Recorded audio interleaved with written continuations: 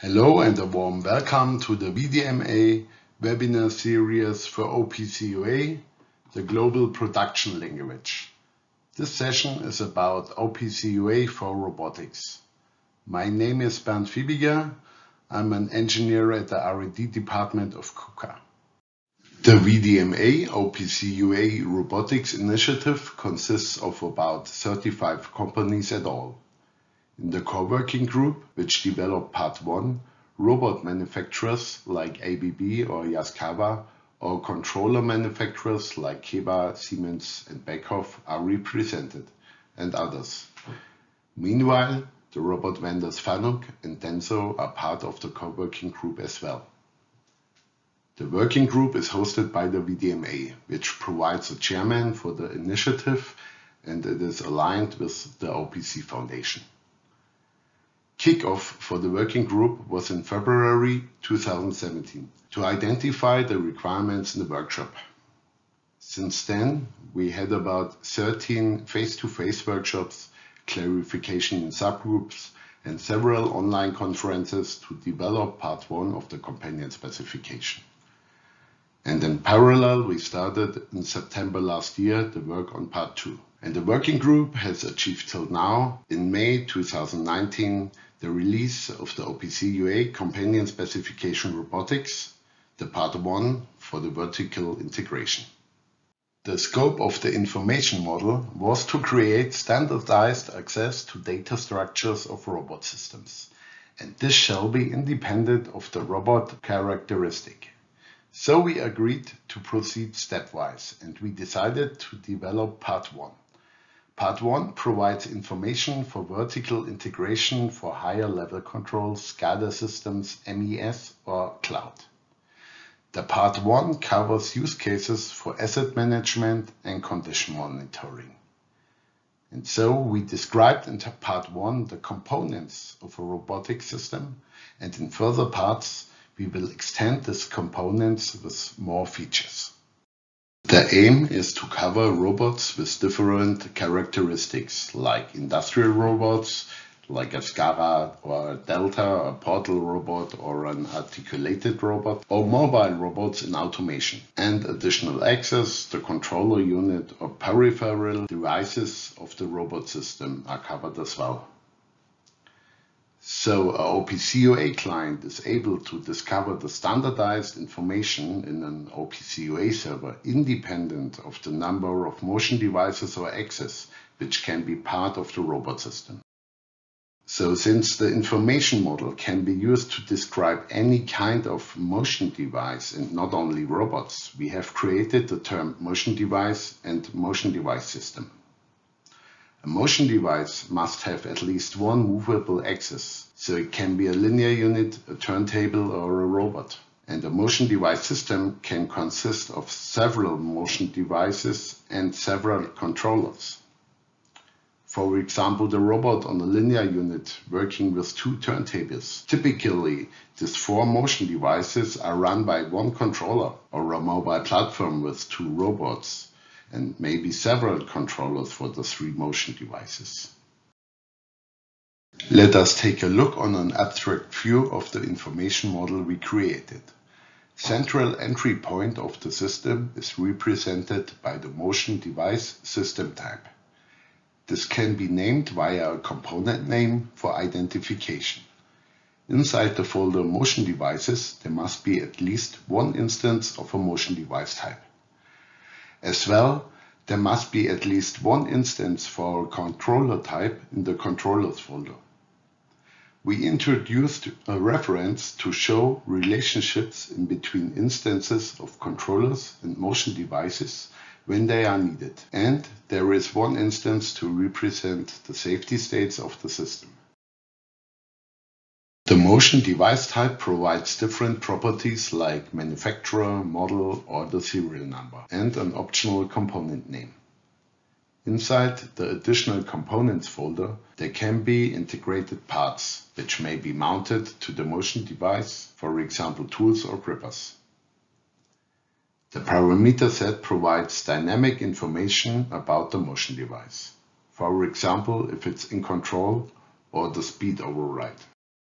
In the motion device, we distinguish between the axes, which are the mechanical moving parts, and the parts of the powertrains like motor, a drive or a gear, which run this mechanical axis. We defined for a motion device that there must be at least one instance of an axis type inside the axis folder, and to run this axis there must be at least one instance of a powertrain type inside the powertrains folder. As mentioned, the axis type represents the mechanical moving part. The axis type provides the information about his motion profile, so if it's a translatory or rotatory axis or maybe rotatory endless. There can be defined an additional load on each axis. For example, to describe a mounted transformer on axis 3 of a welding robot. The flange load of the motion device can be defined within the motion device itself too. And for the definition of a load, we introduced a load type, which is not shown on this slide, for the usage within the axis type or the motion device type. And this load type provides information about the mass of the load, the center of this mass, and if there is an inertia of this mass. And the parameter set of the axis type provides the dynamic data of this axis, like the position, the speed, or the acceleration. And to run an axis, there must be components of a powertrain which run this axis. So inside the powertrain must be one motor, and the gear can be modeled if data is available. The properties for identification, like manufacturer or serial number, the motor type and the gear type provide in the same way. The motor type provides in the parameter set dynamic data like the motor temperature or if a brake might be released. The gear type provides the properties to describe gear ratio or a pitch. A drive system setup might be very complex. What I mean is which axes are moved by which powertrains. For example, KUKA provides a 6-axis robot with 9 motors and 6 gears which run the 6 axes. So to provide the information about such a setup, we introduced several references to show these relationships between the axes, the powertrains, motors, gears and drives. And in the annex of the Companion Specification are several examples how different motion devices with axes and powertrains can be modeled. To run a motion device, a controller is needed, which provides the HMI for the operator, the computing unit and maybe some infrastructure components. In our business, customers can mix motion devices and controllers after delivery from our plant and adapt by configuration that this combination works. So each motion device and each controller have their own nameplate. So the controller type provides the identification information like manufacturer, model and serial number in the same way the motion device type does. There is a parameter set to provide dynamic information like the UPS state, the state of the uninterruptible power supply, or the duration the controller was powered on at all. There is an optional component folder to describe internal components of the controller, like a hard disk, a drive, or an I/O module. There is a software folder to describe installed software on the controller. There must be at least one software type instantiated, a kind of robot system software. And there is a task controls folder to describe available task controls on this controller. On a controller, there can be one or more task controls provided by a robot system software. In a task control, the program the integrator creates to run the system can be loaded, started or stopped. While the task control is running the program, it executes the commands of the loaded program. Several task controls can run parallel on a controller and might control different motion devices, read inputs and command outputs, or do compute work or communication. These available task controls can be presented in the task controls folder. Each instance of a task control shall be named by a component name to identify. The parameter set of the task control type provides dynamic information if a program is loaded, the name of the loaded program, or the execution mode of the task control. In addition to the overview of components, parts, and software of a robot system, we provide with the safety state type information about the safety states each motion device system has.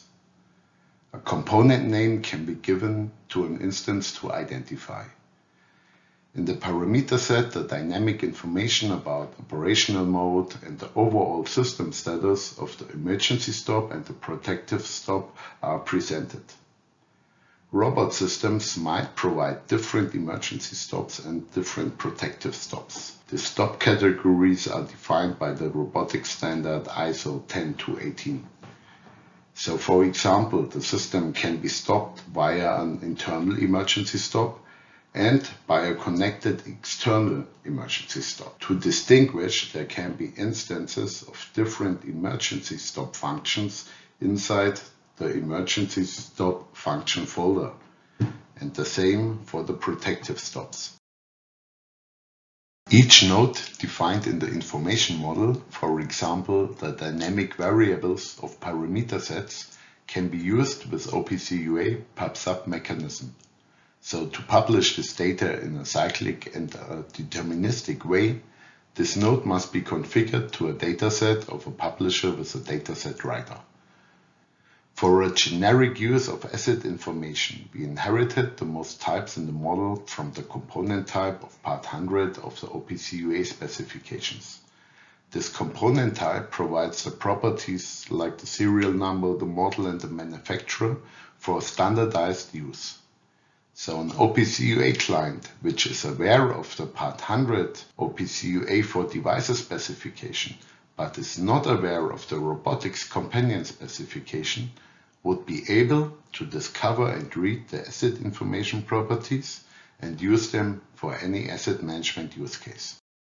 It is a very theoretical work to define such an information model. So a lot of companies of the working group agreed to implement hands-on the information model. And so, for the proof of concept of the developed information model, 9 vendors implemented the robotics node set to their OPC UA servers in their robot systems. And all robot systems provide similar data of each robot system to one HMI, which is located in the Microsoft Azure cloud. We invite you to take a look on our demo server. You can connect with any OPC UA client and discover our example implementation of the robotics information model. Inside the server, all types we defined in the Robotics Companion Specification can be discovered below the types hierarchy. On the slide, you see the address of the OPC UA server, inclusive the login data, and the snapshot of the object tree of this OPC UA server. Next steps might be to integrate in this Umati cloud views on real existing robot systems running on OPC UA server, inclusive the robotics information model. As mentioned, we are working on more features which should enable more remote activity via OPC UA. So we are working on a state machine for remote control on different levels. One level is to control a task control by loading, unloading, or resetting a program at a task control. For this, the available programs should be displayed and it should be possible to up and download programs by a client. And of course, we want to start and stop the task control. A deeper step would be to provide the initiation of jumps and subroutines of programs, a topic we discussed with the Euromap colleagues, the guys which built the injection molding machines. Goal is to provide a more modular production, because the robot is often a man in the middle which works together with other machines in the plant. So to control via remote, there must be the possibility to handle the system messages as well. For example, before starting, a confirmation of a message is needed. And there must be infrastructural services, like for example switching drives on and off to bring the system in a condition that it can be started. In our view, controlling a machine might be in an abstract way very generic, so we discussed this topic also with the colleagues of the VDMA harmonization group. Another topic we are discussing is the standardized use of OPC UA events and conditions to provide the messages displayed on our systems via the OPC UA server. This might also be a topic which can be standardized in a more generic way in the VDMA harmonization. The third topic we are working on is a geometrical description about the Cartesian position of objects in space and their relationships. We call it Geoobject concept. The idea is to enhance objects which have a geometrical description by an OPC UA Geoobject add-in.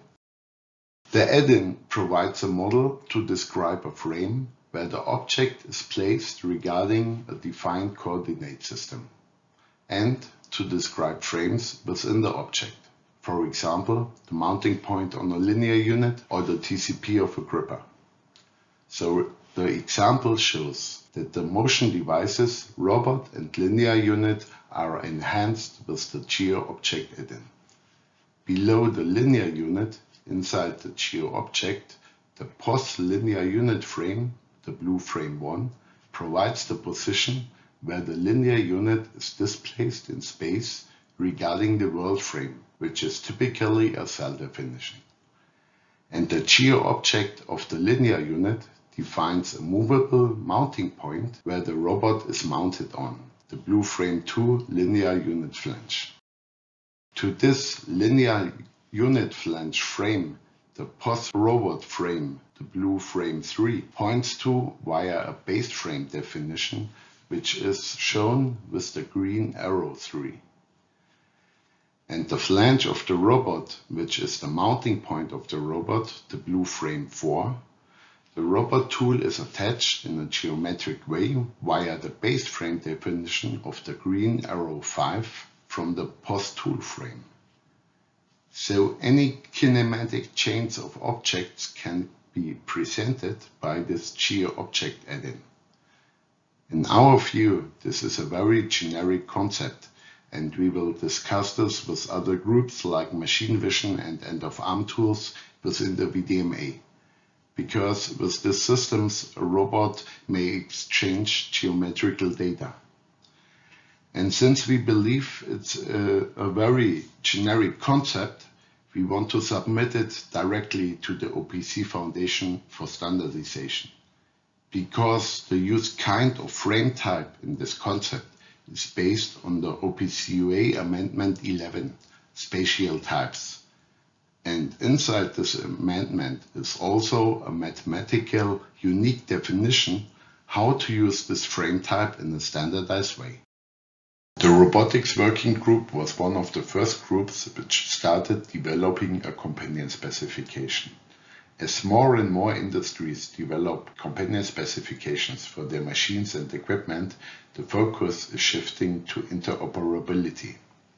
We identified this very early as an important topic where robotics plays a central role because of dependency in the machinery industry.